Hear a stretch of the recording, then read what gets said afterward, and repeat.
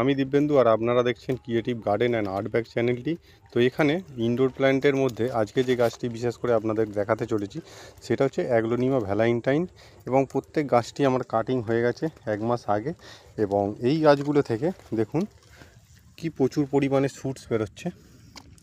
তো এইখানে যে গাছটিকে দেখাচ্ছি পার্টিকুলার 1 2 3 4 5 6 7 8 9 10 11 12 13 14 আরও বেরোবে, মানে 15টার মতো। 15টা গাছ, মানে আমি 3টি গাছ কেটেছি। দেখুন 1 2 এবং 3টি গাছ, এবং একটি থেকে 15টা। শুধু একটি গাছই নয়, একটি পটই নয়।